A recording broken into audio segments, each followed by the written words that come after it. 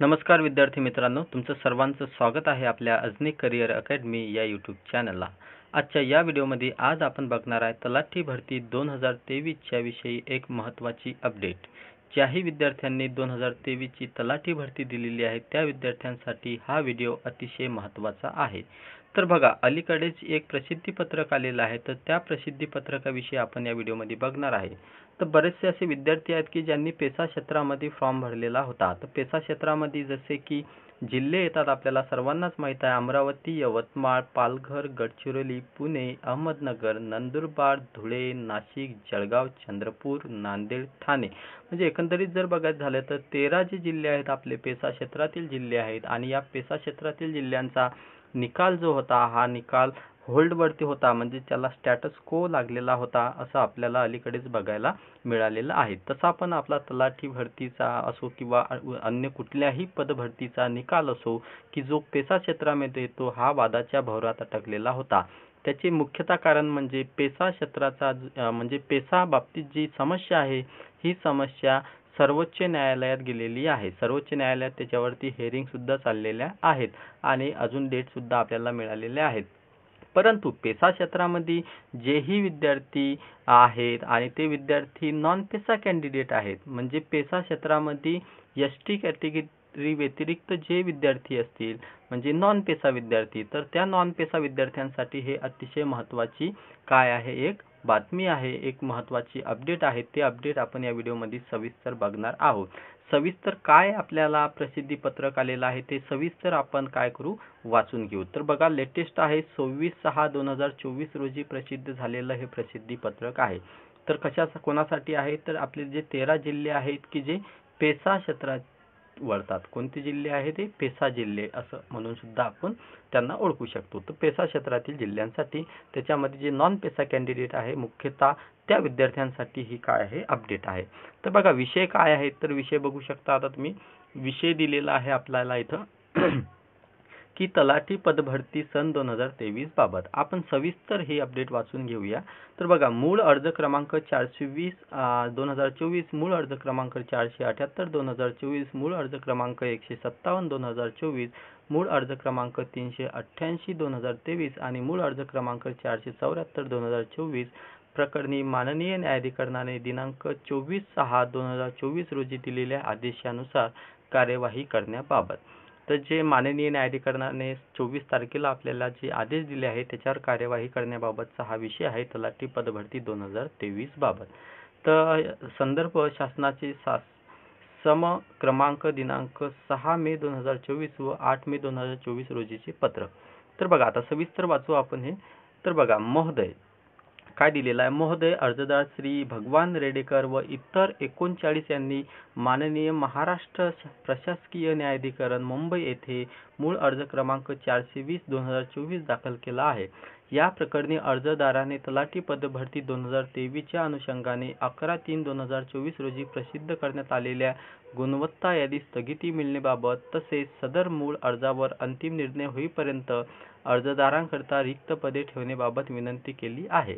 सदर प्रकरणी 27/3/2024 रोजी प्रथम सुनावणी होऊन माननीय न्यायाधिकरणाने पुढील प्रमाणे आदेश दिले होते।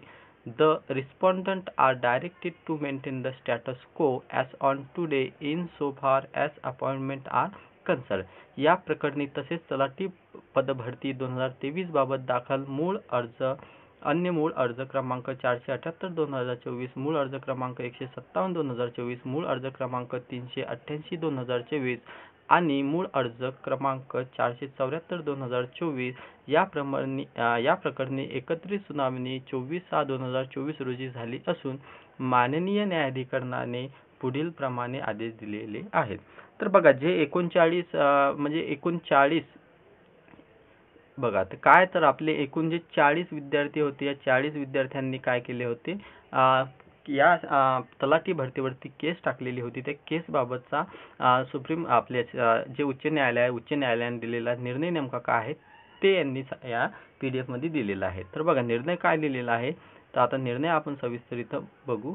इंग्लिशमध्ये दिलेला आहे, थोडं पहिले ते कव्हर करू आपण। तर बघा, we verified this position from the learn council present in this matter and confirm that the applicant are aggrieved a person whose name were included in the select list and subsequently their name were deleted in the revised select list. बघा, सुरुवातीला एक आपली merit list लागली होती, निवड यादी लागली होती तलाठी भरतीची सुरुवातीला, परंतु नंतर काही दिवसानंतर परत निवड यादी लागली आणि या निवड यादीमध्ये काही विद्यार्थ्यांची नावे जे होते हे डिलीट करण्यात आले. तर त्या विद्यार्थ्यांनी ही केस टाकलेली होती त्या संदर्भात आहे.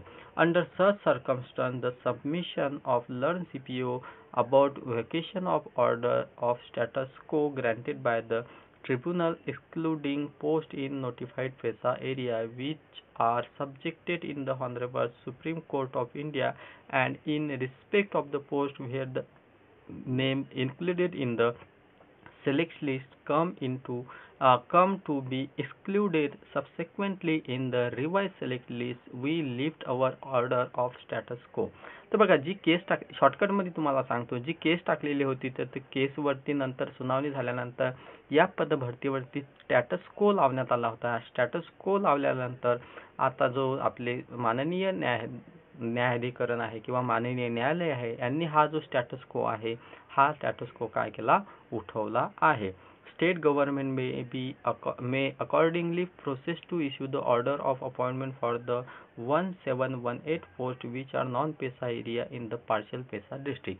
बघा, partial PESA district मध्ये नॉन पेसा जे कॅन्डिडेट आहेत त्यांचे एकूण 1718 जागा आहेत आणि या 1718 जागांना काय आता नियुक्त्या देण्यात याव्या असं सुप्रीम आपल्या ज्या न्यायालय आहे न्यायालयाने सांगितलेलं आहे.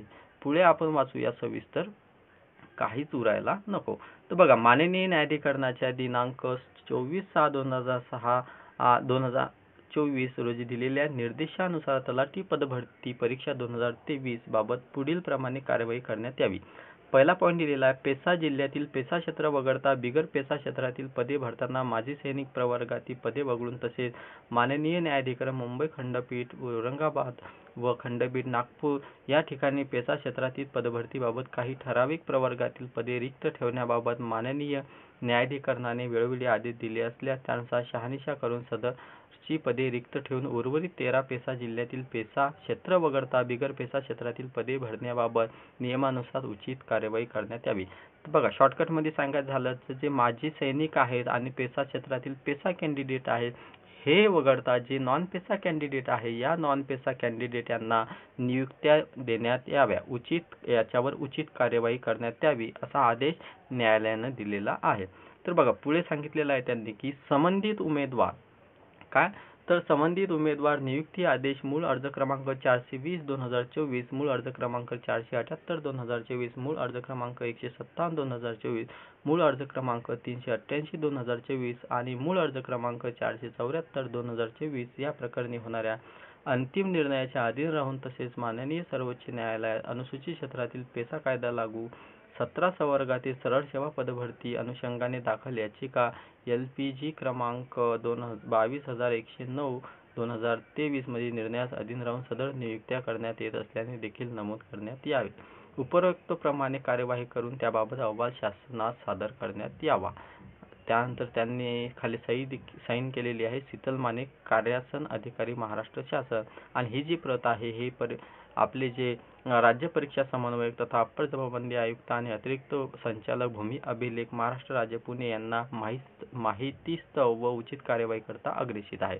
बघा, एकदम शॉर्टमध्ये मी तुम्हाला सांगतो. शॉर्टमध्ये सांगायचं झालं तर जे आपले पेसा क्षेत्रातील जे विद्यार्थी होते ती पेसा क्षेत्रातील विद्यार्थी म्हणजे पेसा क्षेत्राचे जे 13 जिल्हे होते, हे जे 13 जिल्हे आपल्याला सर्वांनाच माहित आहे, हे आपले 13 जिल्हे पेसा क्षेत्रातील. तर या 13 जिल्हे पेसा क्षेत्रातील कॅन्डिडेटवर टॅटस्को लावण्यात आला होता आणि हा टॅटस्को हटवण्यात आलेला आहे आणि जे विद्यार्थी आहेत जे नॉन पेसा कॅन्डिडेट आहे यांच्या नियुक्त्यांचा मार्ग आता काय झालेला आहे, मोकळा झालेला आहे. म्हणजे त्यांना लवकरात लवकर नियुक्त्या मिळण्याचे चान्सेस आहेत.